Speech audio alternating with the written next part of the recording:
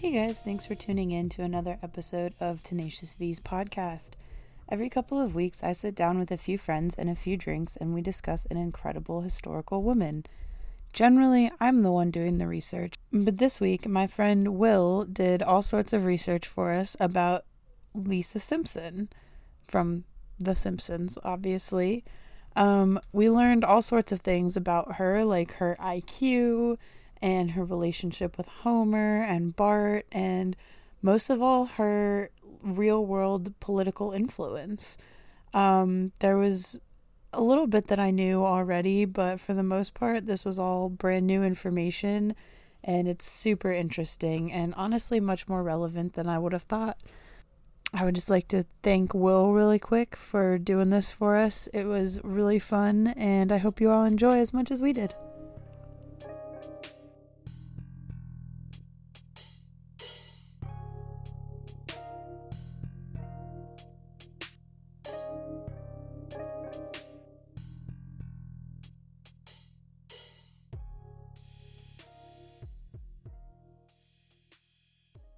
Hi, everybody, and welcome to Sunday, December 8th episode of Tenacious V's. I'm visiting guest Will with Nona here, and today we'll be discussing the character Lisa Simpson.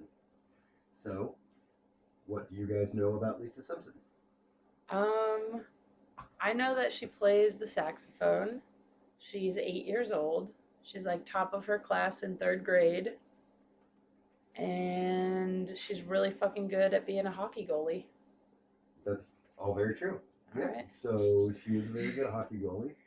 Due to it appears that it's due to her having to react to Bart picking on her. Yeah. Thing, so she's got good reaction time.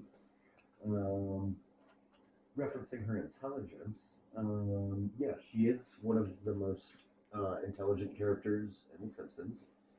And there's been multiple episodes where they reference her IQ. And they are actually, there's actually a dispute on what it actually is. Huh. It's been established in a few episodes that she has different IQs. They've said that her IQ is 159. They've said that her IQ is 156, and they've said 167. Oh, geez. And what's the scale here?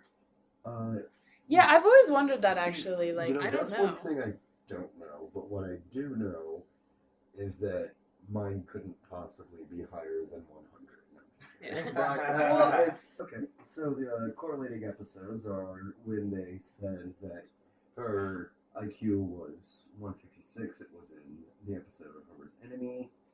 159 would be Smarter and Smarty. Is that right? Smarter and Smarty. I think so, yeah. And then the 167 is They Saved Lisa's Brain. Okay, so yeah, she's also, you're correct, she's 8 years old. Lisa is named after Matt Groening, I believe is how it's pronounced. Yeah. So is named after Matt Groening's younger sister, Lisa. Oh, cute. And when The Simpsons was first being shown to the Fox Corporation, originally Groening's idea was that he had been writing in a comic called Life in Hell, which was all about, it was kind of like a Far Side comic gallery situation, if you're familiar with that. Oh, yeah. Except he was sitting and waiting for his meeting, and he thought, oh, this will never work. So he quickly drew up a plan for The Simpsons, and just on the spot, he referenced his own family, and that's when he was able to come up with these characters. And the interesting thing is, although it is based off of his family, apparently his younger sister Lisa is almost the polar opposite of the character. Oh, really? It's just the name is the only connection there. Other than that, apparently his Matt Groening's younger sister is very much unlike. Okay. So he's not hyper intelligent. Oh, Probably I don't not know 8 years I old. don't know about that one. Probably not 8 years You know, I old. feel like that might have to do more with political leanings. Ah. The Not a character. vegetarian. Okay. Not a vegetarian. So this says that roughly 68% of the population has an IQ between 85 and 115. Okay, so that's totally to my own horn when I said, I know I'm over 100. That's bullshit. Okay, that's bullshit. So, I don't know that. It says an IQ between 90 and 110 is considered average.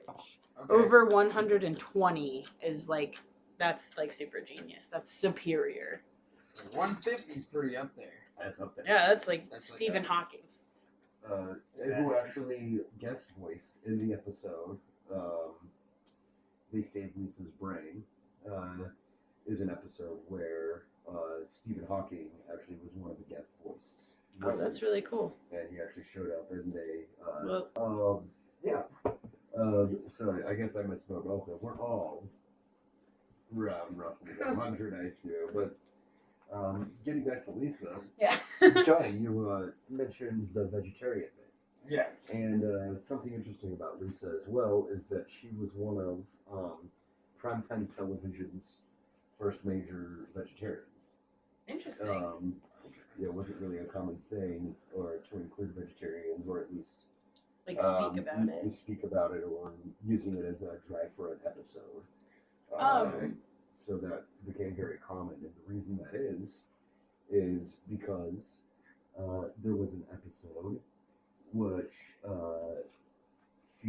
which is called Lisa the Vegetarian, and in that episode, Paul McCartney was the guest voice for the Beatles. Okay. And his only stipulation to be on the show was that if Lisa became a vegetarian, and they agreed. And after that, it is one of the most consistent running canon now things about the show for over 15 years is that Lisa has continuously been vegetarian throughout. Okay. I was gonna say she wasn't always a vegetarian. Like at the beginning of the first couple seasons, she does eat meat and Oh everything. yeah, Like, totally. okay, that's In what fact, I thought. in the earlier episodes, she was more close to Bart in that she was another kind of rambunctious young, kid, Yeah. and she hadn't really developed her character's kind of personality, I guess. Yeah. Until around the time that she became politically active and a vegetarian and so on and so forth. Yeah. Let's see. Oh, speaking of politically active, there's another episode from season 13 in which the actor Richard Gere was a guest. And Richard Gere is a devout Buddhist, and his only stipulation was that in the episode, he wanted Lisa actually to say Free Tibet in the episode. Hell yeah. Okay. But instead of doing that, they actually allowed Richard Gere's character, who was playing Richard Gere, playing himself, to say the line. And then the next season, Lisa ended up saying the line herself in a completely unrelated season. How cool. So they continued that as well, and since then she's also stayed Buddhist. Yeah. She does, still like support her family and everything, but due to because they're known as some sort of Christian family. But Richard Gere's request was that she would stay free Tibet, and that she would also stay Buddhist, or that they would correctly portray Buddhism within the episode. Okay. So that's another reason that Richard Gere was willing to do the episode, was because not only did she explain Free Tibet, but they also correctly, like as closely as they could, explain the ideas of Buddhism. That's really cool. Another thing having to do with Lisa's political activism would be that every Christmas since 1952, in the United Kingdom, on Christmas Day, Queen Elizabeth II has a annual yearly broadcast on Christmas Day where she addresses the people of the United Kingdom. And in 2004, there was an episode where Lisa actually, in the Cornish language, exclaimed, "Freedom for Cornwall now," in the Cornish language because they wanted the character to advocate the independence of Cornwall from the United Kingdom. That's So pretty that's cool. another political active message So- that Lisa portrayed, or was announced Through Lisa. through Lisa. This is so interesting. I always thought it was just kind of like they did it for Lisa, you know, and like they just kind of made that who she was. But it's like other influential people outside of the show, like bringing that in to make it part of her character, like, and like she sticks with it too. Like she doesn't. They don't just do it for that one episode, which is really cool. Touching on that, I think that's very cool. And an interesting thing is, I haven't really looked into this, but it could be that this has to do with the character, but rather I like to think of it as the Simpsons writers using Lisa as this vessel for. Yeah, that's what I these- mean. Like, okay, they're yeah. like using the TV character, like the cartoon character, to like portray a much larger message than like. an agenda. Yeah, that's like, and it's like important shit too. That's It's really really- cool.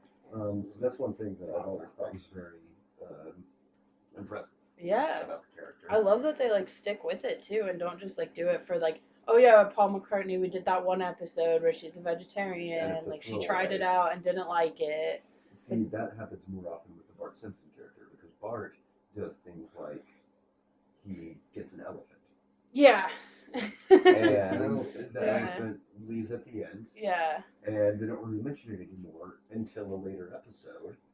I don't remember the season. But or yeah, it gets like a episode. throwback. It's like, remember when we had an elephant? And Lisa's response, Bart says, "Man, I wish I had an elephant." And Lisa's response is, quote, "You did. His name was Stampy. You loved him." Yeah. Quote, yeah. So, like, She's things even like just that. aware. She's aware of the past throughout the show. Everyone lives a new day every episode. She's the only one still seeing it. She's like, Very true. I have beliefs. I know what's happening here. Yeah, exactly. That's cool. That's very cool. Self-awareness. I love that they did that. Also, Lisa is actually the only Simpsons child of the immediate Simpsons family to appear to date in every single episode. She's the only one. Bart and Maggie have not appeared in every single episode to date. However, Lisa has. Interesting. She was the one consistently used characters. Which is also interesting because, according to the animators, she's the most difficult Simpsons character to draw. Do you know why? Her hair. Ah. She's one of the most difficult to animate. To try to make it seem 3D, Yeah, just to different be able to angles. use- Right? That's to animate that's that hair. interesting. That's crazy. But she is also used more than any of the other Simpsons children. So it's worth it. This is, at this point in time, I believe that it's fairly common knowledge, but for those out there who don't know this, Lisa is voiced by Yeardley Smith. Yeardley Smith only voices one character, and that character is Lisa as well. That's Oh, pretty that's- cool. that's That's awesome. because I think most of the people in The Simpsons do multiple voices, right? They do, Like, yes. So the voice of Homer does multiple characters. Same with Marge is like Patty and Selma as well. And Makes sense. like I had misspoke earlier, the Yeah. voice of Bart is actually they do like What's her Ralph name? voice. You know, I'm spacing that now. Like, I feel like She's I really probably should cool, have written though. that- Yeah. written that in.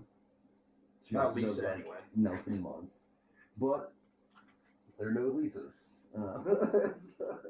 Lisa. Not Lisa Simpson. What else do y'all know about Lisa?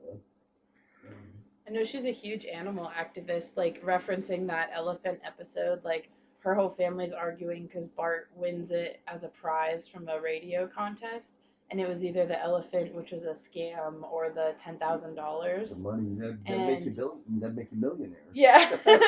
But like everyone's all Those makes arguing, millionaires. and they're like, "You need to take the money for this reason, or this reason, or this reason," and Lisa's like, You're all forgetting the biggest issue. It's inhumane to keep an elephant chained up.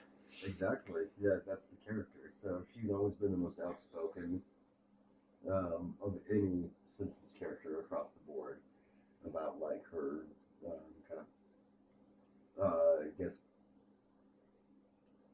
I don't know if political leanings is the right word, but Like activism or okay, there her we go. beliefs. That would be better. Yeah, she's more vocal about her beliefs. I guess maybe not more than Homer, but She's just in a very more logical. she's So one of the most logical Simpsons characters. she speaks out more because she's constantly frustrated with the nonsensical antics of her family. And she's still inspired to try to stop it. You know, Marge's been with Homer forever. She's just tired. Yeah, she's That's fucking true. over it. I love Marge too, but that's an Yeah. episode for another day, I think. I'd totally do that. Well, here's something that some people may not know is that originally when The Simpsons came out, it was huge for Western audiences, but in the East, it didn't really establish with many cultures. However, in Japan, once Lisa started to establish her character, or rather her character was established, Yeah. she resonated a lot with the Japanese citizens because of her humor. There is a lot more relatable to them, where it's the high intelligence of someone and having to deal with kind of like some more mediocrity, I guess, in the community, and that was something that the Japanese people found really relevant. Yeah, That makes a lot of sense. Yeah, like especially, I think the Japanese have like a very particular sense of humor, which would align with that. Right. Yeah. Exactly. Let's see. Yeah, and it also was a big help from that season 13 episode that her conversion to Buddhism was another. Oh, I'm sure. Big factor in that. And yeah, she. I feel like of all Simpsons characters, in my opinion, she's one of the most relatable. Realistically, for than the rest of the family. I don't know though, because I think Marge is extremely relatable to a lot of housewives. Like they're just stuck with this kind of like dopey husband, but don't really have a way out because they don't make their own money, and they're just like raising these hell-raising kids. You know what I mean? Like I do, and that's a very fair argument. But the only thing I have to say about that is that Marge will often find herself in more ridiculous situations than Lisa. For example, she'll become a cop for a month. Marge has, and Marge will do things like there's an earlier season where Marge finds a Chanel dress at a Goodwill, and she picks it up, and I remember that, and then she gets into the like fancy lady club, and she keeps like altering it to look different. Exactly. Yeah. And Marge is, I feel like she's a character who is more, what's the way to put it? She is written as more of a supporting character than Lisa-driven episodes. There's only a few like Marge-driven episodes, but the effect I think that Lisa can have with viewers of the show is dealing with people who annoy you, dealing with all these situations, wanting to fit in. There's an episode where she's feels like she has no friends, and Lisa does. Yeah. So she feels like she has no friends, and her last day of school, she is the one who created and organized the yearbook for Springfield Elementary, and she gets no recognition for it. So in that episode, she actually decides to leave, quote unquote, I guess in a way, Lisa Simpson behind, and she says goodbye, Lisa Simpson, when they leave for their vacation to visit the Flanders' beach house. Yeah, and she dresses like the hippie kid and hangs out with the kids on the. I love that episode. And I feel like, well, I love that episode too. It's a great one. But I feel like that's another example of Lisa trying to relate, and that's something that's relatable to us, is that people will often alter themselves Yeah. to fit in socially, but then going back to Lisa being a vegetarian and Buddhist, is that she, unlike Marge, will stick to those ideals, Those principles. Yeah. and she won't waver from that often, more often than not, I Yeah, should say. absolutely. And I think that that's another reason why Lisa, of all Simpsons characters, is more relatable, is because, like Lisa, Marge does have to deal with, her dope husband, or like idiots in the community, but it's the fact of how Lisa reacts and how she kind of like I said, sticks to those ideals that I feel like is more relatable, because when I feel like often a lot of us are growing, are trying to figure out ourselves, especially when we were younger. Yeah. We had that struggle figuring out our identity, and I think that Lisa does a lot better job of communing with the audience of The Simpsons by saying, like, if you stick to your ideals, you'll maybe not be happier, but you'll be More more yourself. self-assured, Yeah. more confident, and Definitely. that's a really admirable trait of the character. She is offhandedly fluent in Italian. Really? And this is it's a newer thing, and this is actually something I had to do research about the character for. But apparently, in a more recent episode, Lisa took a trip to Italy, and Milhouse Manhattan has family from Italy, and so he knew some Italian, and Milhouse actually passed that starting knowledge on to Lisa, and so now Lisa is fluent in Italian. Unlike Bart, who, when they were traveling to Brazil, became fluent in Spanish, and then beat himself over the head because Marge told him that they spoke Portuguese in Brazil. Oh, okay. I was gonna say, like, they don't speak Spanish in Brazil, though. And that's exactly what Marge told Bart. So Bart beat his own head out and forgot his Portuguese, whereas Lisa would not do the same. Yeah. That's really funny. Yeah. Huh. How How interesting. But yeah, so basically, I guess what I'm getting at is that at your podcast, when you told me what this was and started inviting me and Johnny onto this, Yep. immediately this was a character who I thought just needed a little Attention. well, more than any of the other Simpsons characters, I should say.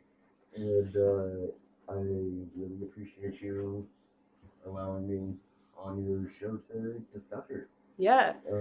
So you know what episode I think really exemplifies like Lisa-ness and like her like powerful ladiness? Which one? Is the one where she creates the Lisa doll. Okay, so that one I'm not is aware of this. Lisa Lionheart. Yeah.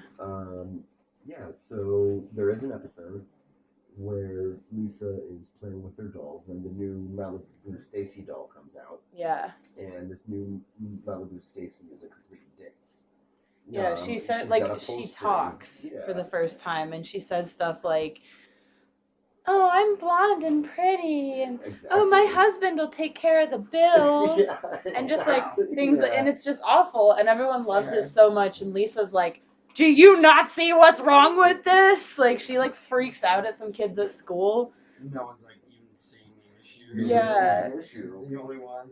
But so Lisa goes to the creator of the doll, like, of Malibu Stacy, hunts her down, and tries to make the original creator aware of what her doll is doing to young women and who are buying these dolls, and how it's giving them this identity of the stereotypical housewife kind of thing. Yeah, perfection. The perfect housewife. Well, being a trophy wife is trophy what it wife, is. and, But the best line in that whole episode is Lisa's like, "Come on, let's go, make the," because she like has a whole rousing speech and she convinces her. Let's And get then it done now. yeah, she's like, "Let's go," and then the creator of Malibu, Stacy, goes, "Not today. I'm too drunk." And Lisa's like, "No, No, what? you're Come not." on, no, you're not." And then she like takes a sip and she's like, You're sipping down whiskey. and yeah, she's like straight whiskey, and Lisa's like, "I'll come back tomorrow." I'll come back. It's great. It is, and actually going to that, the doll in the episode actually does get made. It does get released, and it's put on store shelves. And this is also a commentary, I think, specifically on American culture. But this new doll is released. The creator names it after Lisa, since she came to the creator of Malibu Stacy. And the creator says, well, we're going to name this doll after Lisa. We're going to call it Lisa Lionheart. And the doll is put out, and it goes on store shelves. And Lisa's there for and so is the creator of Malibu Stacy. They're there for the reveal of this new doll. And it's a little upsetting because there's this mob of young women, young girls, 8, 9, Yeah. that are ready for this doll, and they're excited because it's the New thing. new They're thing. so stoked. All right. But then this episode ends with, at the same time that this Lisa Lionheart doll Lisa put out is introduced, they have another Malibu Stacy doll out. Well, there's like a stack of the Lisa Lionheart dolls, and like Right. as the girls are running to it, they literally push a cart of new Malibu Stacy dolls in front of it. Oh, So wow. all the girls like run like because it's in their path, But so here's they the hit thing, that first. Is that it's actually not new Malibu Stacy dolls. It's the previous version, but as Oh, they gave her a new hat. As Waylon Smithers says, she has a new hat. She has a new She has hat. a new hat. And as we know from Dragon Quest, hats are very important. Yeah, this is true, but I'm going to get off on a different bit if we talk about Dragon Quest. So, Hats are important. This cart, as Notice said, is wheeled out. The old Malibu Stacy with a new hat. And this mob of young girls who are going for Lisa Lionheart just make a beeline, and Waylon Smithers, and they all grab this Malibu Stacy with the hat. And then the mob clears, and there's one little girl there, and she's actually enamored with her Lisa Lionheart doll. Uh-huh.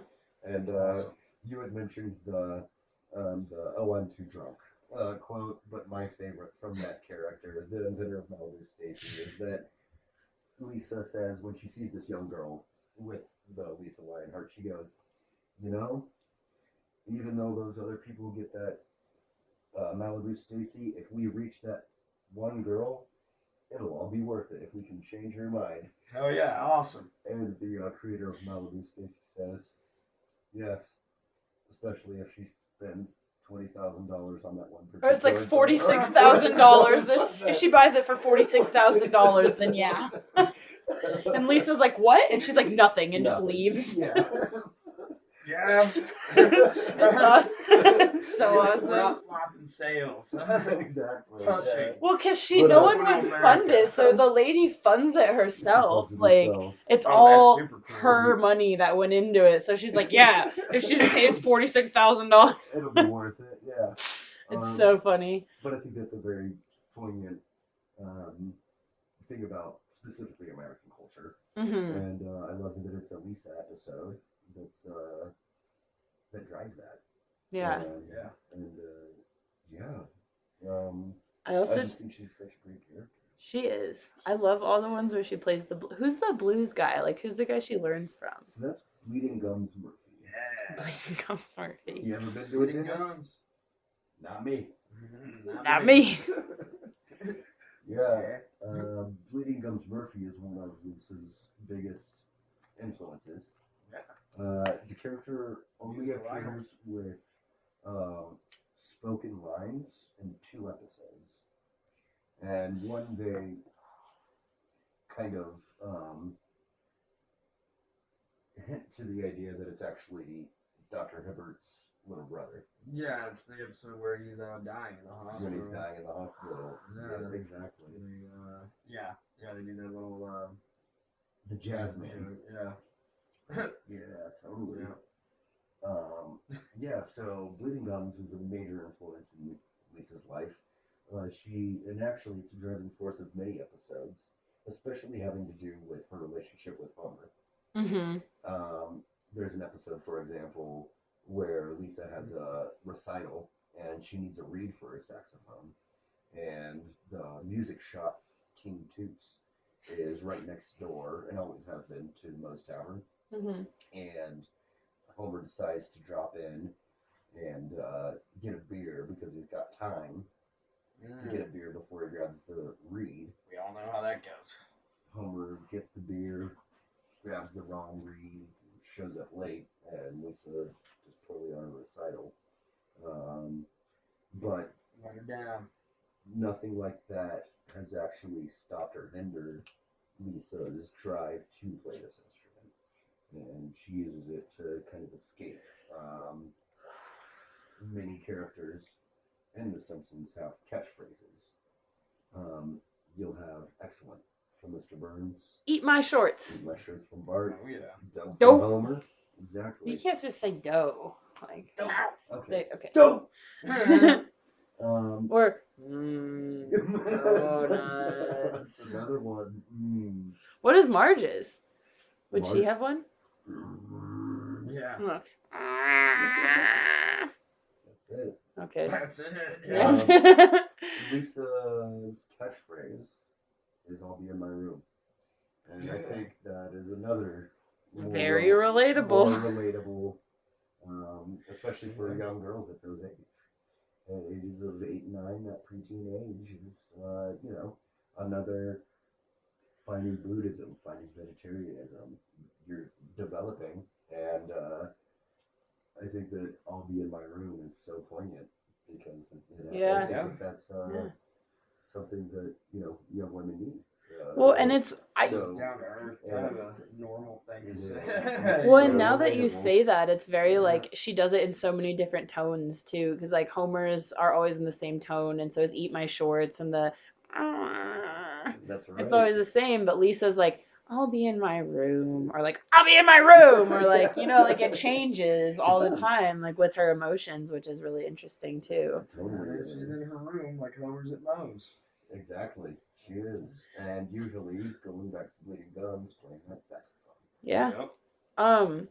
So another thing about the vegetarianism that I always thought was really funny was like the first episode where she does become vegetarian with Paul McCartney. Oh, yeah. And like the next, like I think that whole season, Marge is constantly like, "Are you sure you don't just want a pork chop? Like just a little piece of chicken?" And like she has no idea what to feed her, so she's making all these like weird things, and Lisa's eating like a couple pieces of lettuce for dinner every day, and I always thought that was like really hilarious because I grew up with a vegetarian mom, so like most of the food I've eaten in my life, I'm like, wait, that normally has meat in it, and like chili, for example, we always had vegetarian chili.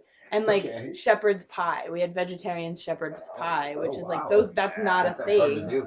Oh, it's so good, so good. I'll take your word on that one. I'll eat it meat free or with meat, either or is delicious. I love that you brought that up because in that episode she's trying to explain her vegetarianism, and they're sitting at the dinner table, and she's like, "I'm just not going to eat meat," and Homer's like, "Even ham?" Yeah. And Lisa goes, "Yes." Homer goes, "Even bacon?" And Lisa goes, "Yes."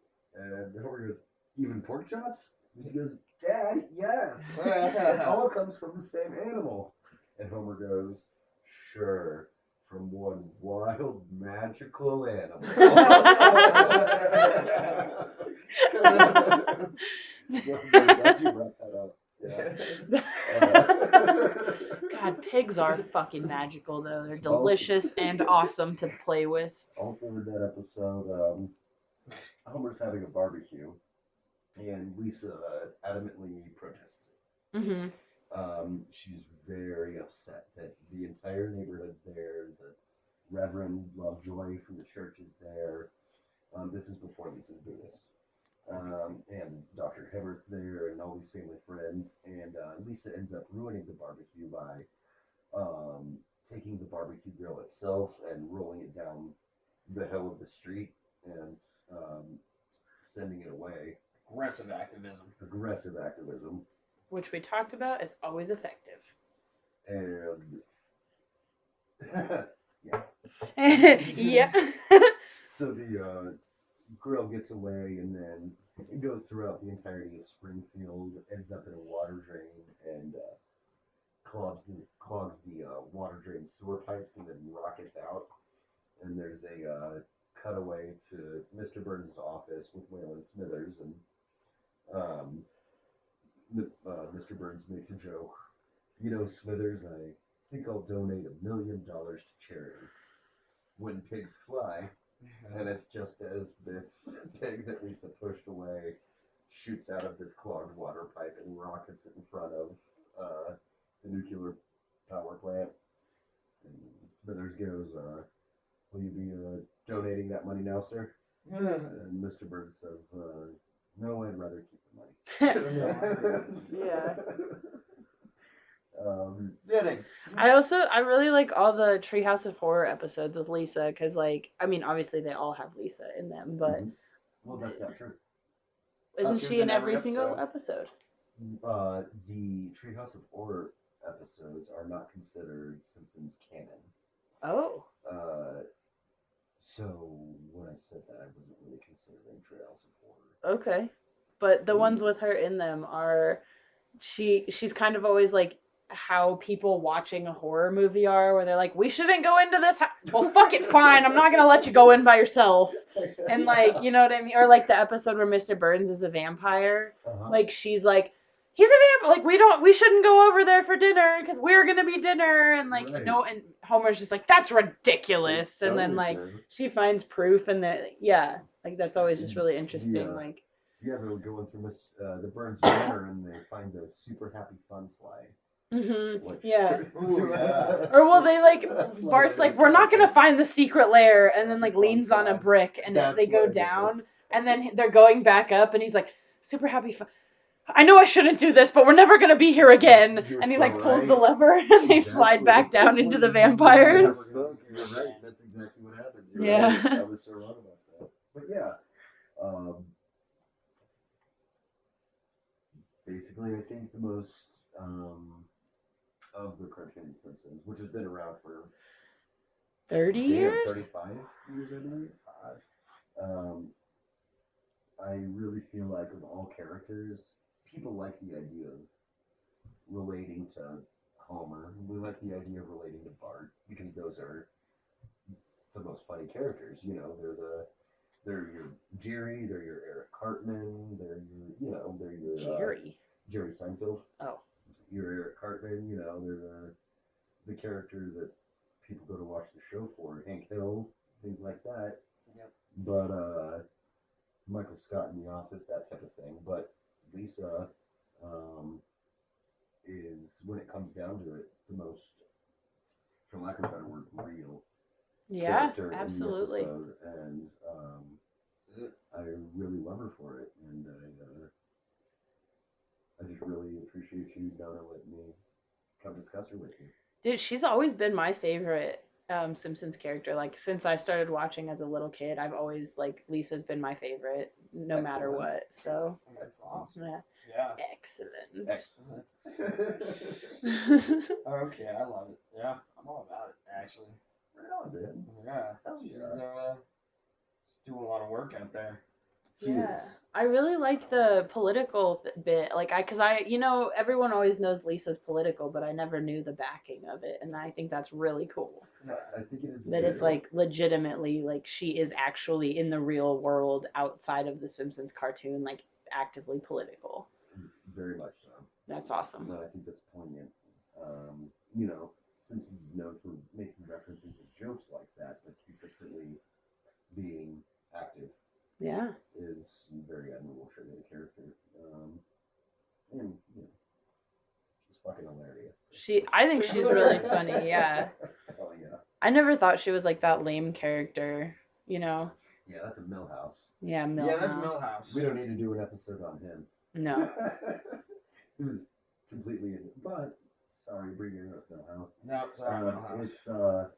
It's kind of insinuated that Lisa actually loses her virginity to Millhouse. Really? There's an She's episode. 8. Oh, the one where she gets married to the prince, like in the future. That's right. Oh, So Lisa yeah, goes to a yeah. carnival, and there's a fortune teller, and the fortune teller tells her, her history, and she meets Hugh from England. Hugh. And on her wedding day, she's speaking with Marge, and Lisa says, "Oh, I don't know about wearing white. I mean, Mom, Millhouse." And Marge's response, I love Marge. Marge goes, "Oh, Millhouse doesn't count." Yeah, she's like, Millhouse doesn't count. That shit's hilarious. But that one makes me so happy because like the husband like hates her whole family and everything, and like even though Lisa has always been the outcast of her family and like never really like she loves them obviously, but she's never like that involved. But like at the end of that episode, like he won't wear, like he says basically, we're gonna move back to England and never see your family again. And she's like, we're not ever gonna visit them again. And he's like, well, won't you be happier? And she's like, no, they're my family, I love them. Yeah. She says they may irritate you sometimes, but I love them. Yeah. And then like as she like comes out of the right, but she's always supported him. Yeah. And that's one of the greatest father-daughter teams ever. Another great episode is the one where Homer discovers the crayon lodged in his his brain, that one will break your heart. and then he becomes super smart. But then he distances himself from the family for his educational pursuits, and ends up like seeing how sad Lisa is. I think it's Lisa in particular. He sees how sad she is because of him, and so he shoves another crayon up his brain. Well, what it is that he misses. Homer himself misses who he was. Mm-hmm. So he has Mo Sizlak, who's a quack surgeon, reinsert the crayon into his brain. But before he delicately hammers it in. As delicately as Mo can do. But before he does, he writes a letter to Lisa, and in it he explains how he cherished and loved the times that he had the crayon removed, but he knew that he was better off as Homer. And I just think it's a real tearjerker that this potential for Lisa to have intellectual, equal, yeah. Equal. But I just love that relationship where Homer writes this letter to Lisa, telling her that how much he appreciates and loves her intelligence, even though when he's got a crayon in his brain, he doesn't get it. Well, and isn't there one episode where that she's trying to do something and she asks him for help, and he's like, I don't understand what you do, but I still love you for it, or something. I feel like I remember that. They're sitting at the computer in her room. Well, there's one where Lisa's upset with Homer, and it's after the Bleeding Gums episode, I believe. I could be wrong about this, but Lisa's still upset, and she calls Homer a baboon. And Homer's like, I don't think you know what you're saying, and she just cries it out, baboon, baboon, baboon, because he's not responding as she feels he should to this death. And basically, Homer goes up and he says, I don't get it because, I don't love other things like you love them. The only things that I love live under this house. Mm. And that's the love Homer knows. But he ends up telling Lisa that how at least he's good for doing things like monkey work. And that's kind of like a really sweet ending to that is sweet, episode. Yeah. There's one where Lisa and Homer actually go to a sense deprivation. Deprivation. Thank you, deprivation. Yeah. Sensory deprivation. Yeah, those are crazy. And Lisa begins to hallucinate and see through the eyes of Homer. Oh, so they kind of like get a sense of like the other one. Well, just Lisa does. Oh, okay. Homer just like lays there. Homer, there's some construction going, and Homer ends up shooting up the street and going down the hill and just get knocked the fuck around. And it's like getting beat to shit, as Homer does. Yeah, But, so he's not having the same experience. Okay. But Lisa is in this hallucinatory state where she's trying to recognize the other side, I guess, which is another great factor of the character, isn't it? Yeah. She learns. She wants to learn. She wants to learn from, if not mistakes, then the people around her, books, things like that. And I think that's one of the great things about the character. So yeah, obviously very empathetic. She sees everyone else's pain and takes it on. Man, that's so cool. She wants to fight for the people. Yep. And the animals. And the animals. Yeah. Just right. Those in pain, kind of. Still just tries to see it though from everyone's perspective. Yeah. Because she gets self-righteous almost in a lot of very much so ways, but then she always kind of sees how big her head can get, chills out. Yeah, I think one of my favorite examples of that is it's actually like my least favorite episode, but it's the one with the angel that they find. That's right. In the buried, but like when it's funny because they're like driving past it and it's like this open like prairie land where they once found like an ancient arrowhead or something, and she sees that they're gonna start developing, and Lisa's like, "Mom, turn in, we gotta go protest this," and everyone's like, and she's like, "Fine, I'll come back on my own." And then she's like, "Who wants to come back with me?" And like no one says anything, and she's like, "Fine, I'll come back on my own."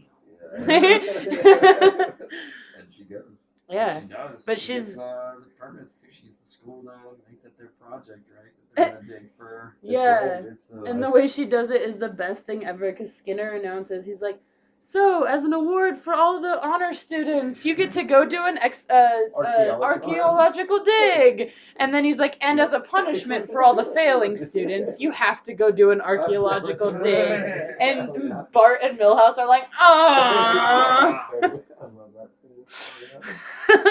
That's so great. It is. It totally is. I hate that episode though, but yeah, it's got good bits in it. But totally.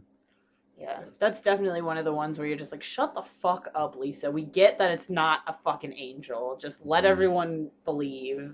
And then at the right, she's right at the end. Correct. Yeah. That it was just a ruse.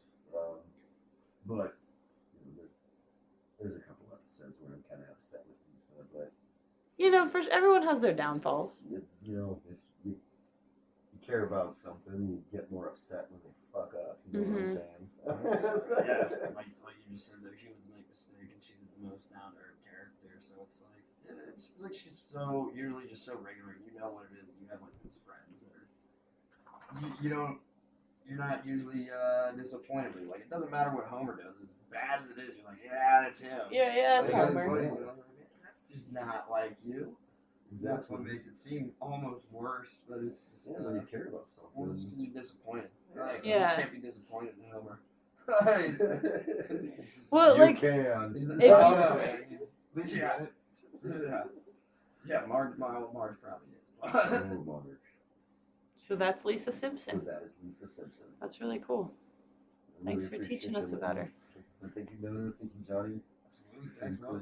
Thanks for snoring through this, Sam. That's great. Good job, Lisa. Good job. Yeah. Oh, man. I love that part quote. That's awesome. All right. Thanks. I'll be in my room. Thanks for listening.